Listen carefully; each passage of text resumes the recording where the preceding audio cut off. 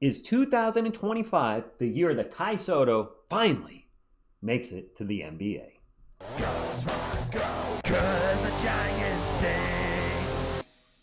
What is up, Kai Sotto fans, NBA fans, and I'm sure we'll have a few Kai Sotto detractors in here. So welcome to TSR Sports. And I was thinking about Kai Sotto today and how he's been playing. I was like, you know what? Is this the year? Do I think he can make it? I'll answer that in just a few moments, but I want to take a look at how he's been playing over the season with the Alphas in the B League. Started the season a little slow. You see the points, rebounds, assists will be the three primary stats. Really points and rebounds as he's a big man. And then he picked it up with 3 double-doubles in a row, then a 12-4 game, and then a big game with 26 points and 11 rebounds. Another huge game, 18 points, 18 rebounds. And then he hit a stretch at the end of October and in early November where he just wasn't scoring a lot or grabbing a ton of rebounds. He then picked things up with a nice back-to-back game of 20-9 and 24-13. He had the off game with a 6-6 on December 7th. And since then, Kai Sotto's, well, he's been cooking. And I smell what he's been cooking. Lots of double-doubles, a huge 25-point and 18-rebound game on December 8th. And then his last 3 games, Kai fans, 18-10, 16-14, and 18-12. And the reason I'm bringing up these game logs is for him to make it to the NBA this year or ever, he's got to be consistent with either double-doubles or at least 20 points. And I think he's going to need some huge games too. A 30-point explosion, maybe a 40-point game. 50-point game? Hey, you need to show the NBA, you need to show the world that this Kaiju is the king of the monsters. He's going to have to just put up the best basketball he can. Best basketball he can. That's it. Yes, he's going to have an off game here and there, but he can't have long stretches where he's not performing. So if Kai could have these huge double-doubles and keep performing over there, then yes, I think he can get to the NBA this year, but he's going to have to step it up even more.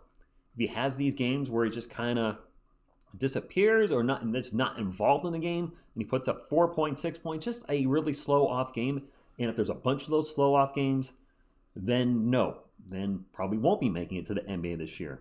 I know you're probably saying, TSR, you're just looking at stats. It's not all about stats. I know it's not. I know he has some things he needs to work on in his game. You guys tell me all the time.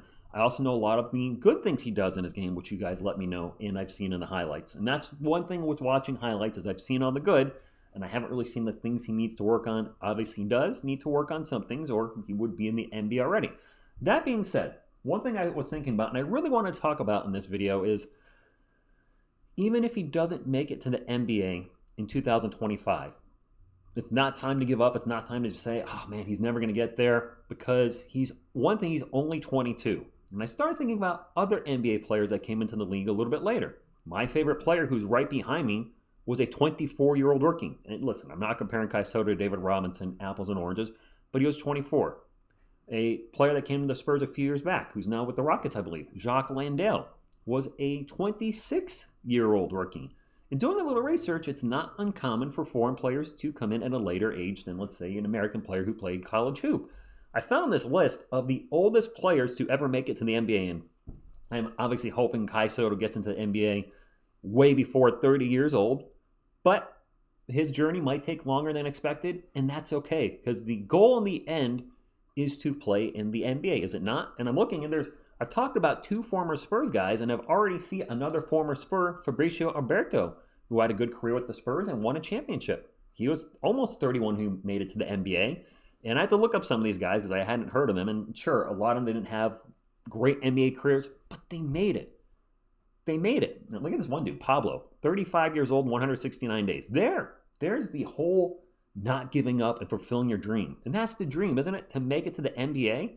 Any of you watching, have you played in the NBA? Probably not. I never have. That would have been awesome to play in the NBA. Just even one game with the Spurs, just on the bench. I go in the last 5 seconds and dribble the ball out as the Spurs are up by 20 or down by 20, whatever it may be. And that's Kai's dream, is it not? Yes, to play professional basketball, but in the end, to make it in the NBA. And there's no time frame this has to happen, preferably younger than older. But in the end, the goal will be to make it, and then he would be the first full-blooded Filipino to play in the NBA. And I know that's what you guys want to see. That's what you're rooting for.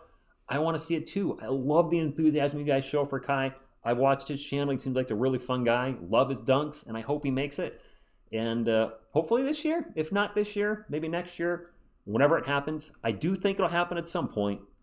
The question is, when? Drop a comment down below. Do you think this will be the year Kai makes it? Or maybe not till next year, maybe a couple years, whatever. Let me know. Hit the thumbs up if you like content like this and subscribe. Be part of our awesome community. Thank you, and as always, go Kai go. Go, Sparks, go, Kai.